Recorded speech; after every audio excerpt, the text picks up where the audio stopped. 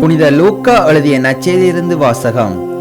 அக்காலத்தில் வரி தண்டுவோர் பாவிகள் யாவரும் இயேசு சொல்வதை கேட்க அவரிடம் நெருங்கி வந்தனர்.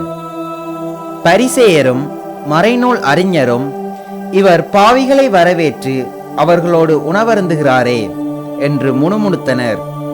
அப்போது அவர் அவர்களுக்கு இந்த உவமையை சொன்னார். ஒருவருக்கு 2 புதல்வர்கள் இருந்தார்கள். அவர்களுள் இளையவர் தந்தையை நோக்கி, அப்பா, சொத்தில் எனக்கு உரிய பங்கை தாரும் என்றார். அவர் சொத்தை அவர்களுக்கு பகிர்ந்து அளித்தார்.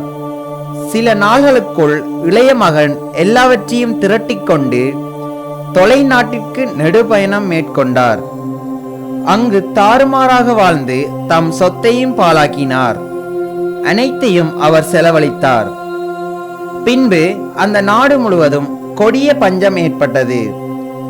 அப்பொழுது அவர் வறுமையில் வாடினார். எனவே அந்நாட்டு குடிமக்களுள் ஒருவரிடம் அண்டி பிழைக்கச் சென்றார். அவர் அவரை பன்றி மேய்க்க தம் வயல்களுக்கு அனுப்பினார். அவர் பன்றிகள் தின்னும் நெற்றுக்களால் தம் வயிற்றை நிரப்ப விரும்பினார். ஆனால் அதை கூட அவருக்கு கொடுப்பார் இல்லை.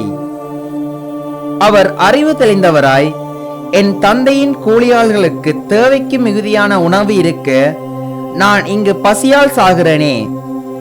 நான் புறப்பட்டு என் தந்தையிடம் போய், அப்பா, கடவுளுக்கும் உமக்கும் எதிராக நான் பாவம் செய்தேன்.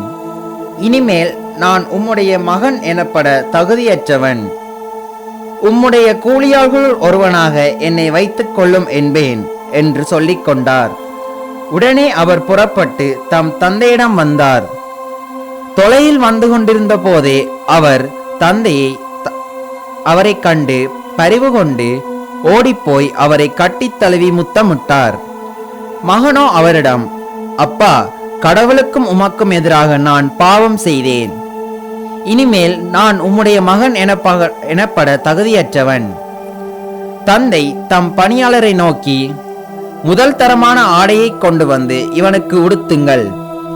இவனுடைய கைக்கு மோதிரமும் காலுக்கு மிதியடியும் அணிவியுங்கள். கொழுத்த கன்றை கொண்டு வந்து அடியுங்கள். நாம் மகிழ்ந்து விருந்து கொண்டாடுவோம். ஏனெனில் என் மகன் இவன் இறந்து போயிருந்தான், மீண்டும் உயிர் பெற்று வந்துள்ளான். காணாமல் போயிருந்தான், மீண்டும் கிடைத்துள்ளான் என்றார். அவர்கள் மகிழ்ந்து விருந்து கொண்டாடத் தொடங்கினார்கள். அப்போது மூத்த மகன் வயலில் இருந்தார். அவர் திரும்பி வீட்டை நெருங்கி வந்து கொண்டிருந்த போது ஆடல் பாடல்களை கேட்டு ஊழியர்களுள் ஒருவரை வரவழைத்து, இதெல்லாம் என்ன என்று வினவினார். அதற்கு ஊழியர் அவரிடம், உம் தம்பி வந்திருக்கிறார்.